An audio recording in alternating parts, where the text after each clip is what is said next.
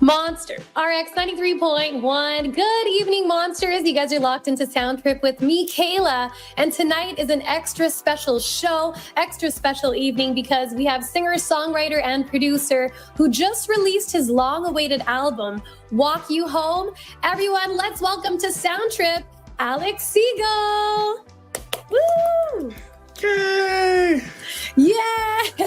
I'm pumped. Awesome. Wow. Yay! That intro music was epic. I know, it was very like cinematic and it builds the tension. I'm glad it was effective. So effective. Awesome. Welcome. And thank you so much for your time today. Where are you joining us from? Thank you. I'm in LA, in my home, in my studio in Venice Beach. Yeah. Oh, wow. Okay, awesome. Well, thank you so much for joining us from your studio of all places as well.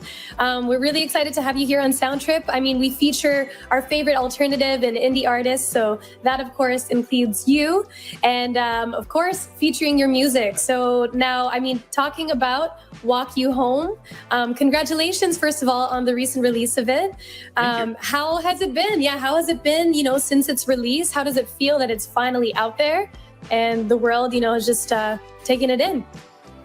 It feels like a great relief and a great release. And it's funny. It's like you make this music and you hold on to it for so long. And then by the time the world gets to hear it, it already feels old to you. But I guess that's just how it goes. But I'm very excited. And the lovely messages that I get from people make me really happy. And I'm very glad that people are connecting with the songs that I wrote and enjoying the music. So yeah, just makes me feel very fulfilled.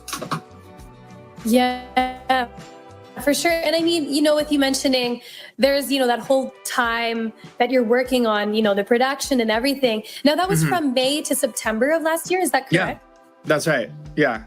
Wow. Okay. That's amazing. I mean, considering there's 12 songs on the album, that's actually pretty fast. Do you usually work at like that fast of a time frame? Yeah, I usually work pretty fast. I like to grab the bull by the horns and just kind of. I sort of lived last summer almost like a monk. I would just like get up every day and do my work, and I was learning how to surf and I was going to the ocean a lot and I was just very like meticulous, just getting up every day and doing the work, and and at the same time it felt very effortless to make it. Like it didn't feel very difficult. It just felt easy, like releasing the feelings into the music as they were happening. Amazing. And just letting it go. Yeah. Cool. I mean, so like, with you spending the time at the beach, you were surfing. Do you think that you also drew inspiration from, whatever the feeling it was while you were at the beach, whatever, you would see and experience? Yeah. I think learning how to surfing is really hard. It's really difficult and it's very frustrating, and you're in the water and you're tired from paddling and the waves are crashing on you. But it kind of makes you realize that, if you're not having a good time, if you're not enjoying that moment that you get to be in the water and outside on a beautiful day, like no one else can experience that for you. It's like, it doesn't matter how you look or what anyone thinks.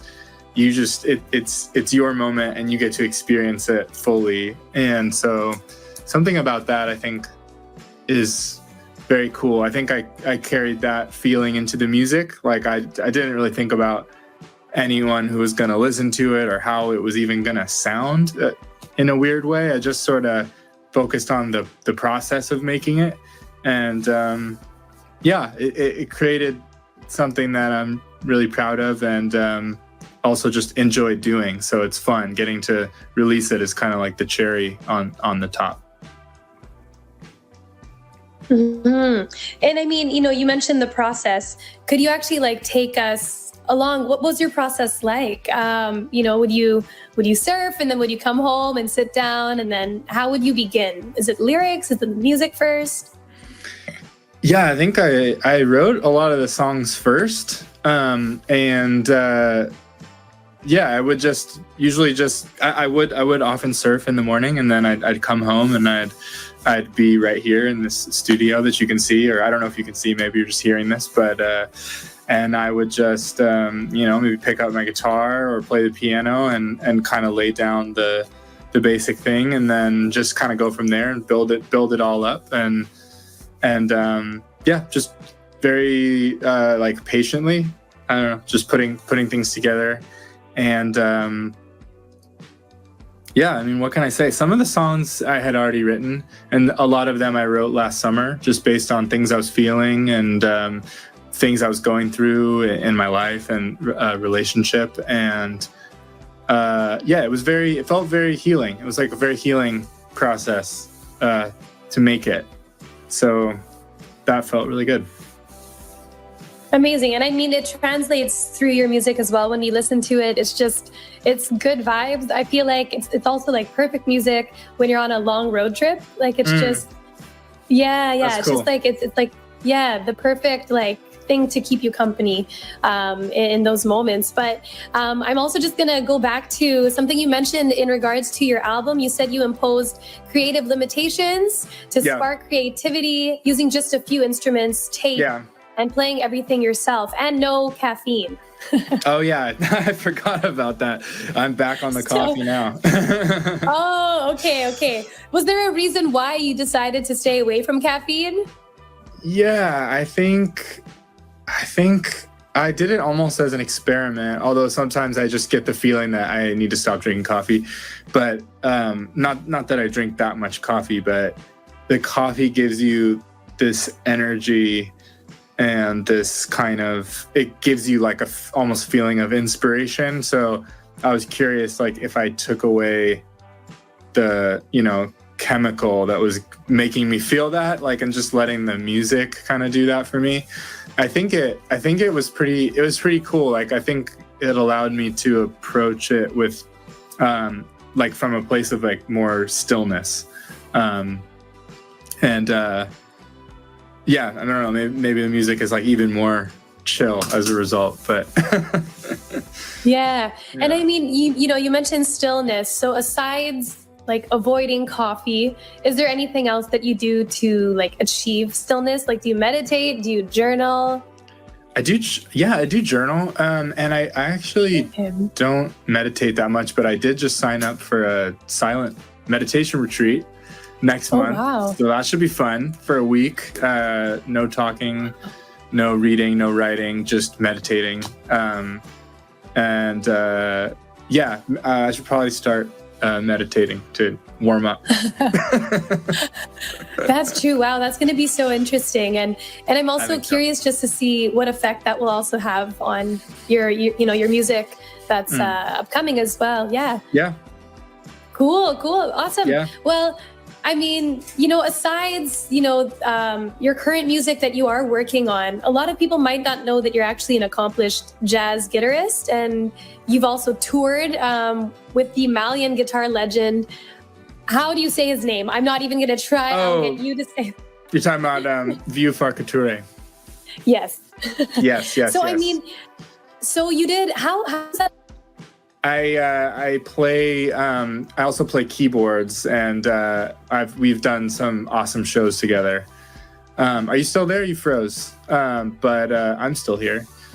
In any case, he's a great musician. So I'm honored to have gotten to play with him. A lot of people might not know. You're an accomplished jazz guitarist, and you've toured the world as well. So, I mean, how has that experience been, and who did you tour again with? I've toured with a few different bands in my life as a musician. On drums, I've played keys and guitar. I wouldn't claim to be an accomplished jazz guitarist, but I did used to play at a coffee shop near my house when I was in high school.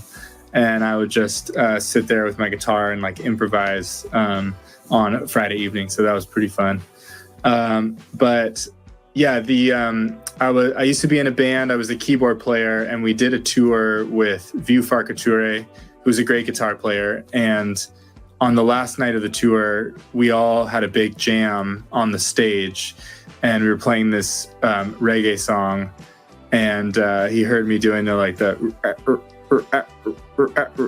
and he walks over to me on the stage and just like looks at me, like, oh, you get it. And I was like, I get it. And then when he would come to the LA area, they would hit me up, and I would play with them. And we got to do some really fun gigs, couple festivals, and also Walt Disney Concert Hall. And we would never rehearse. And he'd just write out like the songs and what keys they were in, like before we walked out there, and we just like basically improvise, or I would improvise over his songs, which was really fun because it's one of my favorite parts of music is improvising. That's so cool. I mean, that's definitely nerve-wracking, but really, really cool. I mean, with whatever, comes out during the performance. But I mean, in terms of, your beginnings, did you start in high school? Is that where you started with music, or were you, like a child prodigy that you began at a really young age? When did it all begin for you? No. Yeah, I started in high school, and I started off playing. I was always playing in like jazz bands, and but I got really into like making electronic music and making beats on Ableton Live. So I'd stay up late and I'd be making beats on my computer, and that's kind of what started my interest in producing music.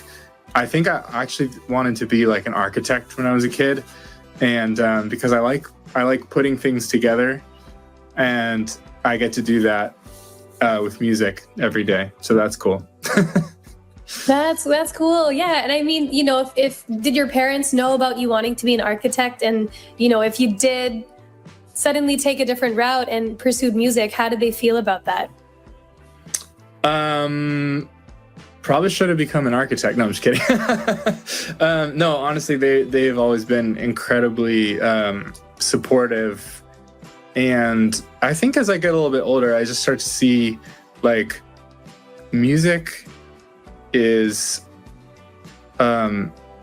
so important to me, and it's something I love so much. But the music business is just like a sliver of what music is. And I think it's cool to be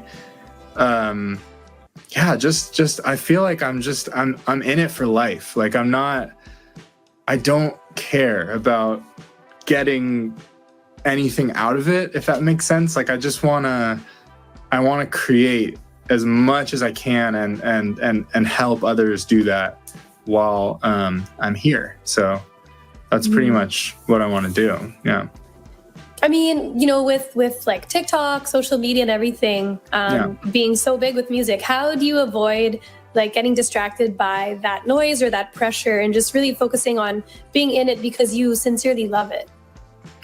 It's a great question. I mean, it's difficult to balance that sometimes. I think for me, like I'm honestly really happy when I'm getting to produce other people's music too, or when I'm getting to produce a song for a commercial or something. So I don't limit myself to just like, okay, well, my goal is I need to be like, a famous artist. Otherwise I fail. It's like that. I don't think that way at all. So I think having different things that you can do helps kind of take the pressure off. And I don't know. It is funny with the social media and TikTok and Instagram and feeling like you're never doing enough, and whatever you did, it could have been more, or like however many streams your music got, it could have gotten more. But it doesn't feel good to live that way. And I hope I'm also just like a big proponent of people creating music because it feels good and it's really healing to do it. Whether or not like even anybody will even hear it, it's so worthwhile. So yeah, I guess I would just say don't pay too much attention to that stuff. That's my TED Talk. That's great advice. I mean, there's a lot of people that are listening right now that, they might just be getting started. They could be, like you, and in high school in jazz band and thinking, this is something that I do and I'm enjoying it, but, maybe I won't pursue this as a career. But, I think after hearing you and your experience and you doing it because you sincerely love it, it's healing for you, I think they'd also be inspired by that. But if you could give them, some advice on how to like take that plunge of faith and going for it, what advice would you give them? I would say be super curious and learn everything you can and learn how to produce your own music.